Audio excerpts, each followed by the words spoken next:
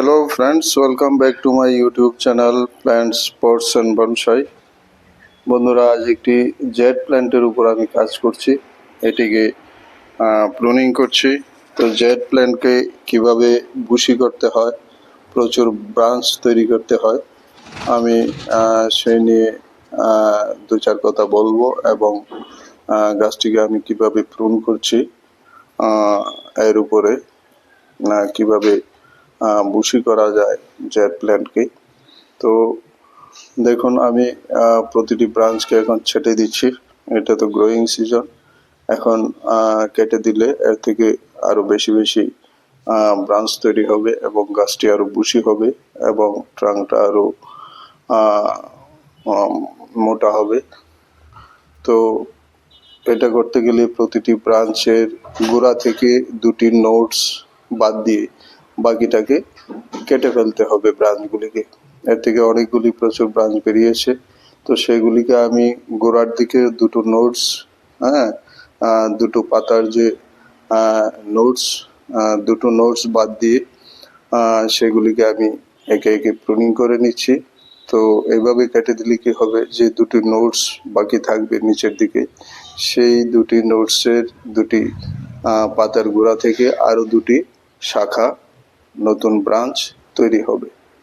তো পরবর্তী সময় এগুলি যখন আবার বড় হবে, সেখানে আবার দুটো নোটস ছেড়ে দিয়ে এটাকে কেটে দিলে দুটো থেকে চারটে হবে, চারটে থেকে আটটে হবে। এভাবে এইগুলি গাছটা প্রচুর বুশি হতে থাকবে এবং আপনি আপনার স্টাইল অনুযায়ী গাছটাকে আপনি আকার দিতে পারবেন।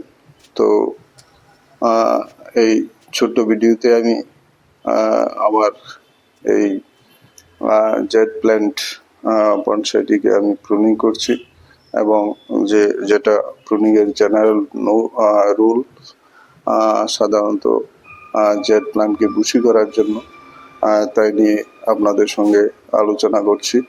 তো আমি দেখে দেখে সবগুলি ব্রাঞ্চের মাথা কেটে দিচ্ছি, গোড়ার দিকে দুটি নোটস রেখে দিয়ে বাকি অংশ আমি ছেটে ফেলছি। সেখান থেকে নতুন নতুন ব্রাঞ্চ আবার তৈরি হবে। তো এই গাছটি একটি বনসাই পাত্রের মধ্যে রয়েছে। এটি একটি পাথরের তৈরি একটি ফ্ল্যাট পাত্র মনে হবে, তবে এটাকে আমি সিমেন্ট এবং বালি দিয়ে এইভাবে তৈরি করেছি এবং যাকে দেখতে অনেকটা একটি পাথরের তৈরি করা একটি পটের মতো লাগছে। তো এবং এর উপরে কিছু আমি পাথরের টুকরো রেখে দিয়েছি, যেটা একটা স্টোনি এফেক্ট দেওয়ার জন্য। তো সেই টুকরো পাথরগুলিকে আমি সরিয়ে নিয়েছি। এখন এর গোড়াতে মাটিতে আমি সামান্য সার প্রয়োগ করব এবং আমি কিছু জিপসামের গুঁড়ো দিয়ে একটা সয়েল মিক্স করেছি, সেটা কিছু পরিমাণে উপরে দিয়ে দেব।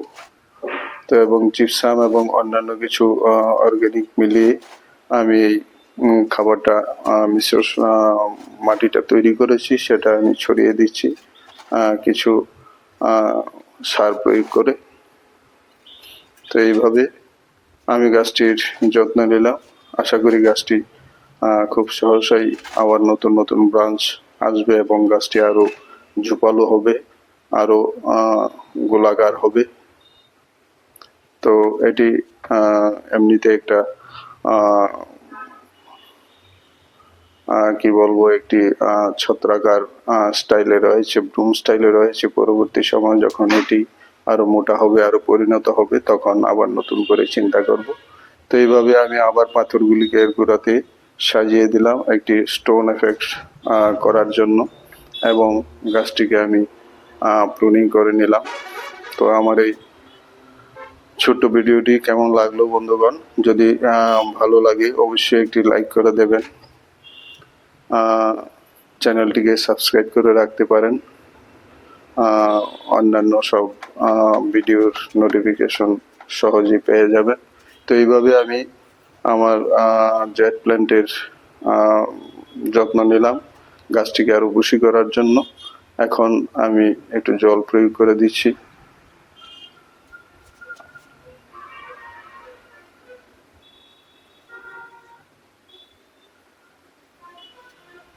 মনে রাখবেন ব্রাঞ্চের দুটো নোটস ছেড়ে বাকিটা কেটে ফেলে দেবেন, তাহলে এখান থেকে আবার নতুন নোটস তৈরি হবে। সেগুলিকে পুনরায় যখন আবার কিছুদিন পরে কেটে দেবেন, এভাবে ডাল বাড়তে থাকবে এবং গাছটি বেশ ঝোপালো এবং খুব সুন্দর হবে। তো ভিডিওটি দেখার জন্য অসংখ্য ধন্যবাদ।